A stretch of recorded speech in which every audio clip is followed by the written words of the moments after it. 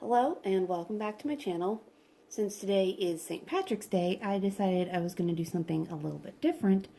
And I read a couple of books that you wouldn't normally think of during this holiday, but do have some relevance, and I will explain why.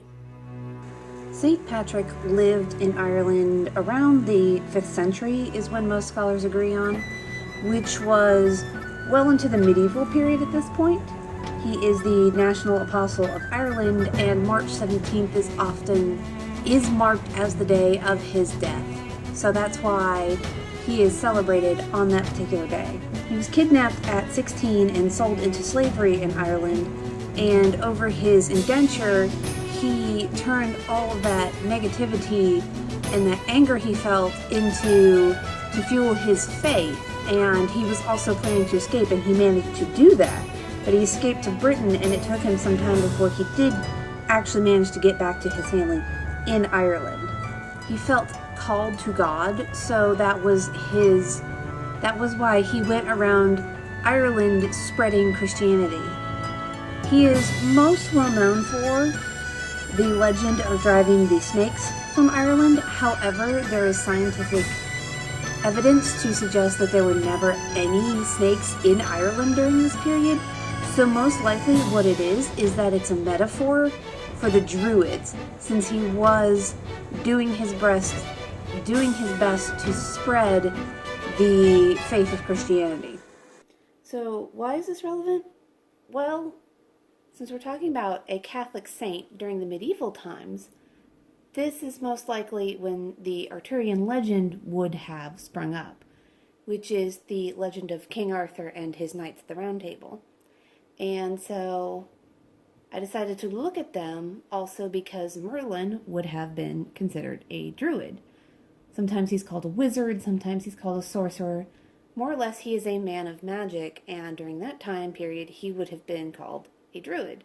So I decided I was going to read the medieval poem Sir Gawain and the Green Knight, and then also the book Once and Future by Amy Rose Capetta and Corey McCarthy, which is a different retelling of the Arthurian legend and came out just last year. So my review of Sir Gawain and the Green Knight, I gave 3 stars. It is a 14th century poem written in Middle English. The poem I read was translated by, or has a new translation by Simon Armitage, and it contains the original poem written in its original language on the left side with a more recent translation on the right side. So it's a fairly easy and quick poem to get through. Basically, it follows Sir Gawain, who happens to be King Arthur's nephew. The poem first takes place around or on New Year's Day as they're celebrating, and in bursts the Green Knight.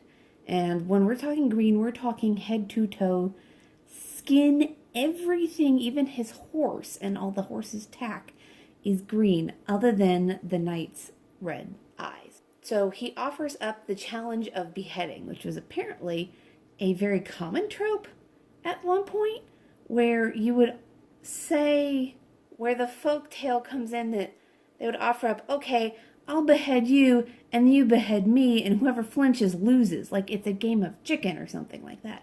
And in this case, Gawain, after no one else offers, stands up and says, I am not a terribly great knight. I am not terribly good at what I do.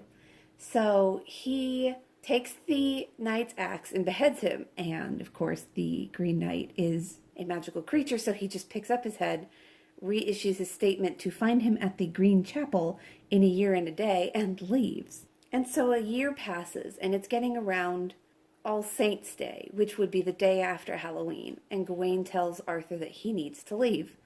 So they set him up with this all brand new armor, and they send him off on his quest. Well, he keeps heading south, and he keeps heading south, and he's not finding this place. No one knows where this place is, this Green Chapel. And eventually he comes upon this castle, and the Lord is so pleased to see him. He's heard of Sir Gawain and his gallant tales of riding beside King Arthur. He offers him the exchange of gifts. So when the lord of the castle goes out during the day, and whatever he kills he brings back belongs to Gawain, and whatever Gawain collects in the castle belongs to the lord. So the Lord goes out the first day, and then the Lord's lady comes in and tries to seduce Gawain. He's clever and pious enough, because he is a very Christian man. God is mentioned many times in this story, and he's clever enough to know what's happening. So he keeps the lady talking until it grows too late and too suspicious, and so she gives him a kiss.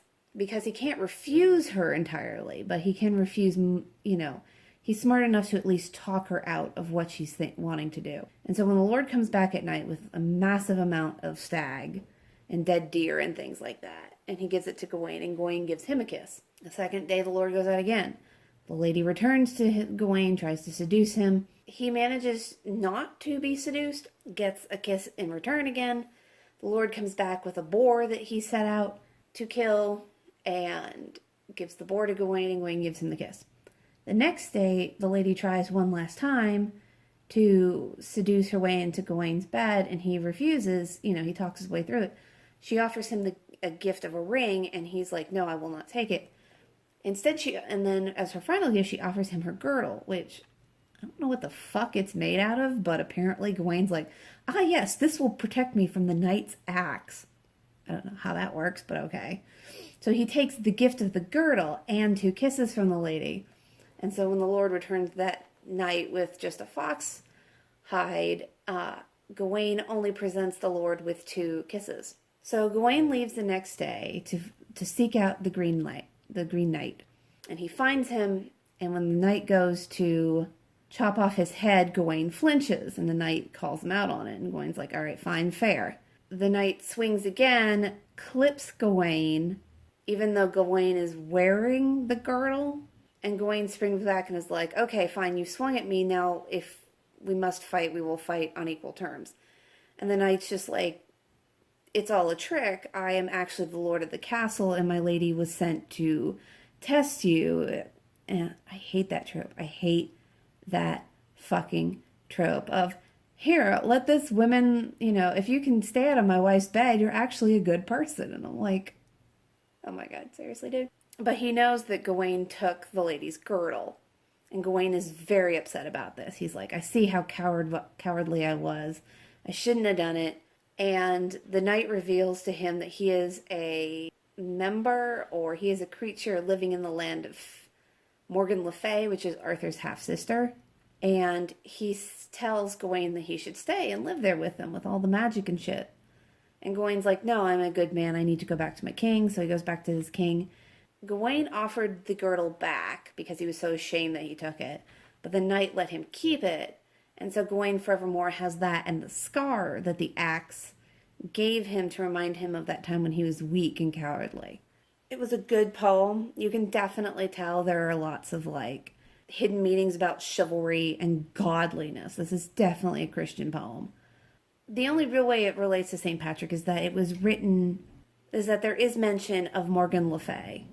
There's no mention of Merlin, but there is mention of the old pagan ways in a very druid, or in a very now Christian society. So it was good. It wasn't great. And I'm not a big fan of highly Christian themes and tricking people with women's seduction. And I hate honeypot schemes, let's say that. But it was still a good, interesting poem. And Gawain is still considered one of the most chivalrous knights, even though further writings of him have made him less and less chivalrous. For Once and Future, that was written by Amy Rose Capetta and Corey McCarthy. It is a sci-fi story involving the reincarnation of Arthur and Merlin's quest to train him so that he can see his destiny fulfilled, which is the unification of mankind. Every time that Arthur does not reach this fulfillment of his destiny, he is reincarnated. In the story, Arthur has been reincarnated into his 42nd body, which ends up being a girl named Ari, and Merlin, over the centuries, has gotten younger and younger and younger until he's a teenager at this point. I DNF'd it. The writing in this is choppy. It's very sloppy. It's like they're missing not only sentences, but whole paragraphs that would make this book flow more smoothly. And I got about 50 pages in and I'm like, I cannot read this because this is not enjoyable. So I ended up DNFing it, which is sad because it could have been really, really interesting. I am interested in the Arthurian legend. I have not read the original once in feature, but the original Arthurian legend is so fucked up and so disgusting. The only ones I really like are the one with like the movie versions with Clive Owen and Charlie Hunnam. He's delicious, by the way. So I DNF'd it, and it probably wouldn't have been more than a 3-star read, but the very sloppy writing was what made me go, no, I'm not going to do this. All right, well, that's it for my review for St. Patrick's Day. I hope this was a little bit informative for you. I hope you enjoyed this video. I hope you check out some more Arthur books, retellings, the original Arthurian myth. I will say it is not for the sexually squeamish, if you will. There is really gross incest and shit like that. Like, be forewarned, it can be very squicking. Alright, I hope y'all enjoyed. Let me know down below what you thought. And happy St. Patrick's Day.